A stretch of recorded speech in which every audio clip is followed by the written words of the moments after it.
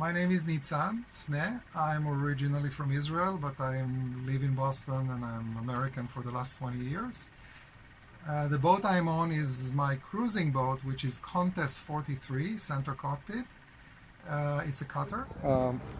Right now I'm building a network for NMEA 2000 plus Wi-Fi network, so all the other will speak with each other and everything will be displayed on board with another program that is called SK that shows you reads all the gauges of the engine of the boat and everything you can see on one screen here. So that's a work in progress and I will be happy to send you pictures when it's done. Bags I ordered from an artist here who make bags from like sail bags and cloth, but I had the slings, but I didn't have the right bags for them. So I told her, can you do a special bag for me? So I designed a bag, I gave her all the measurements and shapes and everything, and she built perfect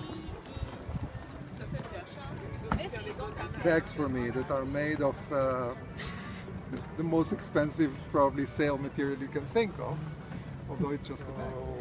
I'm going to upgrade everything to BNG and Raymarine, depends on what.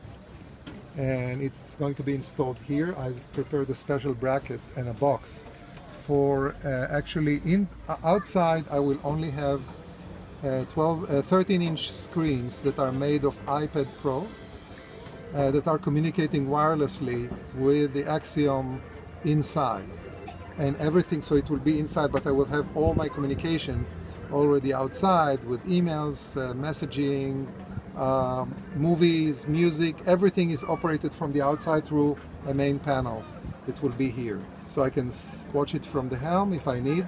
We can sit around here and we can see it, and I don't need to put a very heavy and expensive MFD outside. So it will be only one new MFD inside. On the swimming platform, I installed additional 2 pipes, 2 inches pipes on both ends that are going diagonally. Why? Because I want the dinghy, when we hoist the dinghy, it will slide on rather than get stuck between things.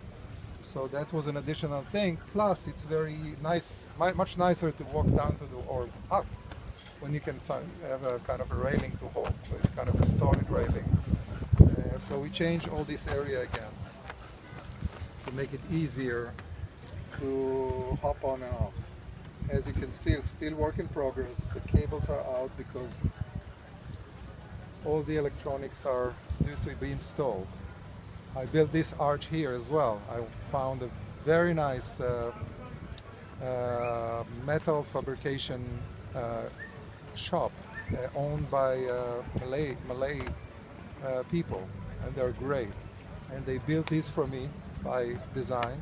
So the new radar, all the antennas, the iridium, whatever, lighting, forward and backwards, cameras, everything will be installed here as of now. So the original bimini was at the same height of the Dodger that you can see.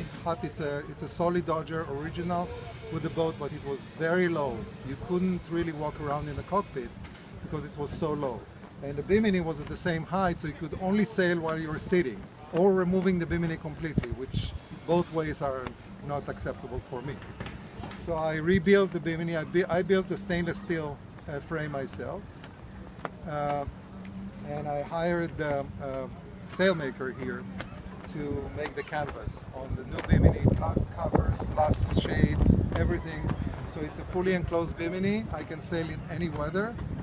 And since I'm heading the northeast, back home to the northeast, I need a boat that can keep me dry and warm and cozy in a cockpit. Yeah, so I built it from, I didn't like those that are selling ready-made, so I found a solution through 2 separate fenders. They're very cheap, and I fixed them together with solid tubes and with their lines that come with them when you buy them, and fix them together with straps. It took me maybe 10 minutes to put it together, and I have a perfect step up where every sailor should do for a fraction of the cost of buying an original one. It doesn't work as well as this one. I'm replacing the outboard bracket packet. Ah. From this piece of garbage to this piece of beauty. Fantastic. So it was mounted here, so I used this opportunity of removing it to finish this area. But first thing is charging ports, USB charging ports all over the boat, because everything is now USB, and guests and friends and family, they all need their USB, and they don't want to go to, I don't want them to just to be close to one place. So the entire boat is full of USB ports. You want to charge something, you have your own USB. So there are about 25 USB ports all around, near each bed, and in the living area, in the kitchen area, in the nav station, everywhere. And one thing you may want to see it at night, and also it has a readout on the battery voltage wherever I am, and it has an app that I can get it on my phone if I'm somewhere, and if I'm connected to the internet, I can see my entire system. Now, these are things that are already available, but they're extremely expensive. I built all these things from things you can buy online. I buy things at Amazon or at certain stores, and I put them together myself. And how much would you and say they you cost spent? maybe $150 for everything, for all this communication, backbone, measurements, wireless, everything was about 150, maybe 200 with everything. That's it. And it's very simple, very easy to serve, because there are parts always that I can get. 12 volts universal connector. It's been developed for the truck industry, where you need 12 volts all over for other purposes. So there were all kind of improvisation or extension cords. What I did, I built those sockets, and I put 12 volt sockets everywhere. So portable pumps, portable equipment, lighting, any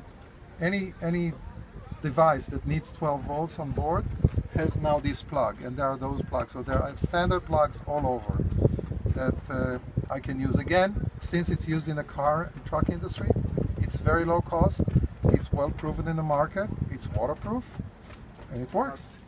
This is 12 volts flood lamp, and it's only 10 watts, but it makes perfect lighting all around. It has a sensor, so when I get closer to the boat, it turns on. 30 seconds after I leave the boat, or there's no movement anymore, it turns off.